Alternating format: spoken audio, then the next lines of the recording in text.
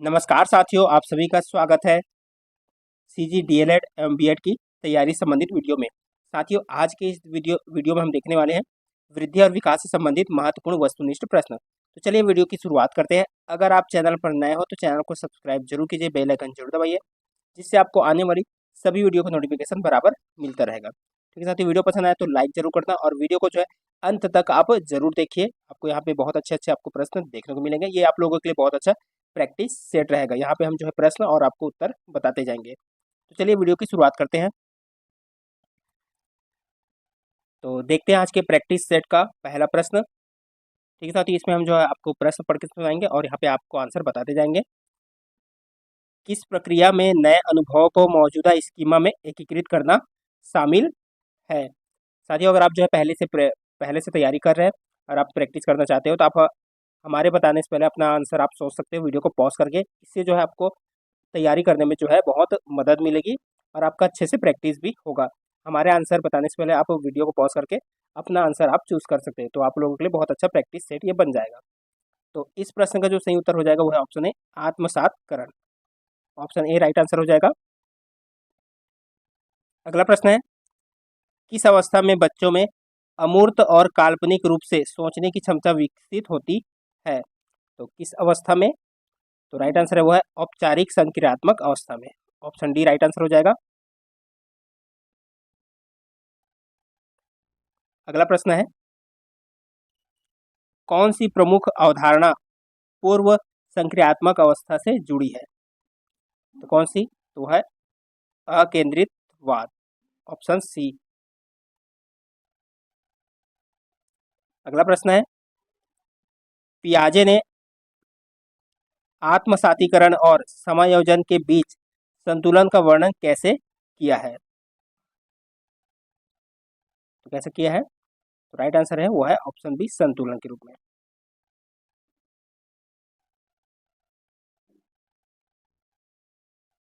अगला प्रश्न है, ये काफी लंबा प्रश्न है, इसको अच्छे से देखिएगा।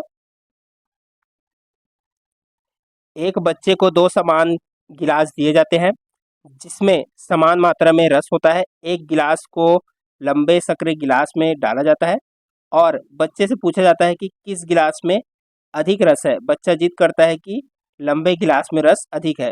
बच्चा पियाजे के जो है संज्ञानात्मक विकास के सिद्धांत के किस चरण में है?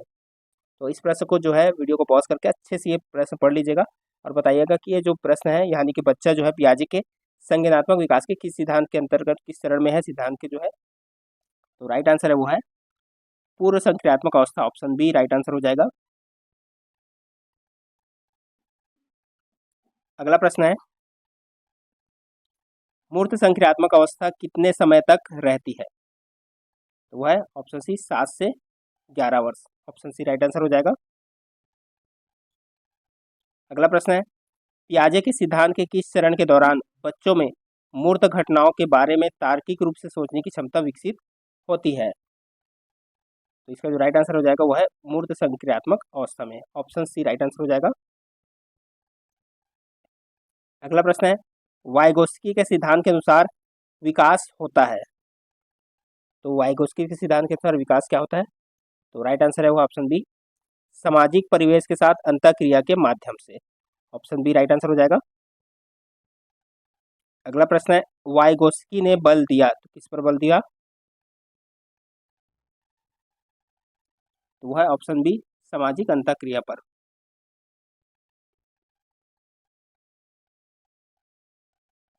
अगला प्रश्न है, समीपस्थ विकास क्षेत्र यानी कि ZPD का तात्पर्य क्या है इनमें से? तो क्या है? ऑप्शन बी, बच्चे के वास्तविक विकास स्तर और उनके संभावित विकास के बीच का अंतर, इसको जो है ZPD कहा जाता है। ऑप्शन बी राइट आंसर हो जाएगा। अगला प्रश्न है, MQ का अर्थ क्या है? तो क्या अर्थ है? तो अधिक जानकार अन्य। चलिए देखते हैं अगला प्रश्न। वाइगोस्की ने सुझाव दिया कि भाषा संज्ञानात्मक विकास में मौलिक भूमिका निभाती है क्योंकि।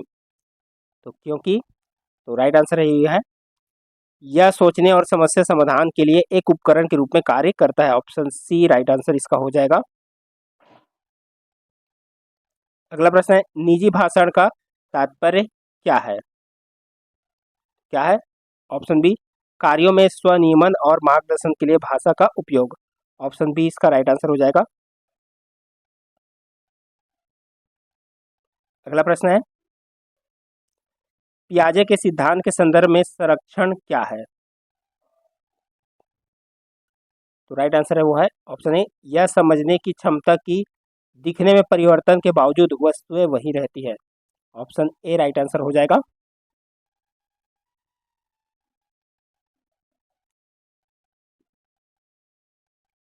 अगला है, वाइगोत्स्की से के सिद्धांत में मचान से क्या तात्पर्य है? तो क्या तात्पर्य है? ऑप्शन सी राइट आंसर हो जाएगा, किसी बच्चे को उस कार्य को पूरा करने में मदद करने के लिए पर्याप्त सहायता प्रदान करना जिसे वे अकेले नहीं कर सकते। तो मचान का तात्पर्य यही, ऑप्शन सी राइट आंसर हो जाएगा। अगला प्रश्न है, एक बच्चा सोचता है कि हर कोई वैसा ही सोचता है जैसा वह सोचता है। पियाजे के अनुसार बच्चा संज्ञानात्मक विकास की किस अवस्था में है? तो प्रश्नों को यहाँ पे और अच्छे से देखिएगा आप।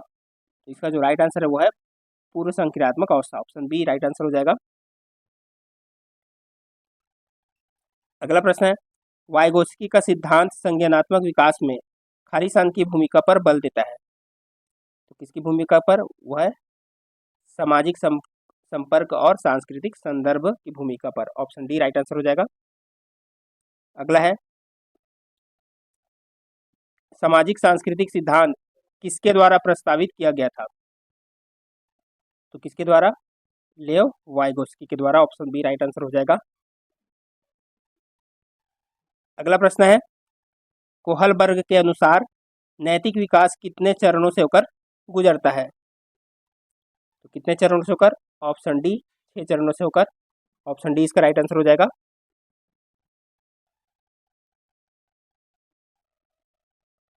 अगला प्रश्न है, एक बच्चा सोचता है कि मैं सजा से बचने के लिए नियमों का पालन करूंगा, परंतु यदि निगरानी नहीं की गई तो शायद मैं अलग तरह से कार्य कर सकता हूं। तो क्या है? तो राइट आंसर ये है सजा और आज्ञाकारिता का अभिविन्यास। सजा और आज्ञाकारिता अभिविन्यास है। ऑप्शन डी राइट आंसर हो जाएगा। अगला प्रश्न है, नैतिक विकास का कौन सा चरण सामाजिक संबंधों और पारस्परिक सद्भाव को बनाए रखने पर बल देता है? तो कौन सा? तो है ऑप्शन सी रूढ़िगत चरण 3। ऑप्शन सी इसका राइट आंसर हो जाएगा।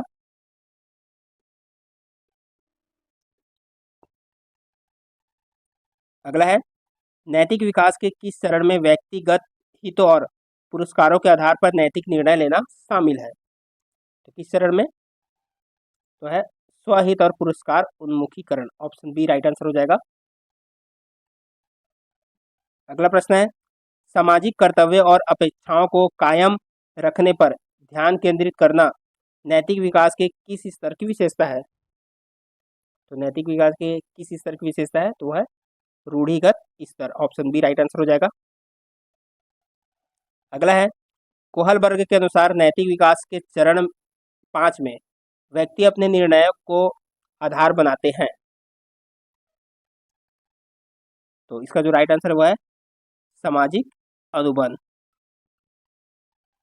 ऑप्शन सी राइट आंसर हो जाएगा इसका। अगला प्रश्न है, कोहलबर्ग के सिद्धांत की गिलिगन की आलोचना से पता चलता है कि नैतिक विकास निम्न के आधार पर भिन्न हो सकता है। तो किसके आधार पर भिन्न हो सकता है नैतिक विकास? तो है ऑप्शन बी लिंग। अगला प्रश्न है, अनुकूलन का अर्थ क्या है? तो राइट आंसर है ऑप्शन डी, सीखने के लिए वातावरण, निर्देश या सामग्री में कोई भी समायोजन जो छात्र के प्रदर्शन को बढ़ाता है। ऑप्शन डी इसका राइट आंसर हो जाएगा। अगला प्रश्न है, बच्चे का तर्क तार्किक नहीं है और व्यवस्थित तर्क के अतिरिक्त अंतर्ज्ञान पर आधारित है। पियाजे के अनुसार संज्ञानात्मक विकास की इस अवस्था को क्या कहा जाता है? तो क्या कहते हैं? पूर्व संक्रियात्मक अवस्था। ऑप्शन बी राइट आंसर हो जाएगा।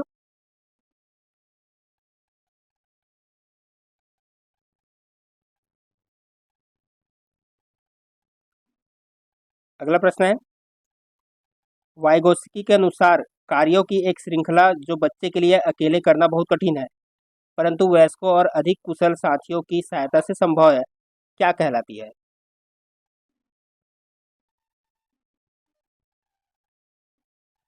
तो क्या कहलाती है? तो है ऑप्शन सी समीपस्थ विकास क्षेत्र। ऑप्शन सी राइट आंसर हो जाएगा। अगला प्रश्न है, वाइगोत्स्की के अनुसार बच्चे स्वयं से क्यों बात करते हैं? क्यों बात करते हैं? बच्चे अपने कार्यों को निर्देशित करने के लिए भाषण का उपयोग करते हैं। ऑप्शन डी इसका राइट आंसर हो जाएगा।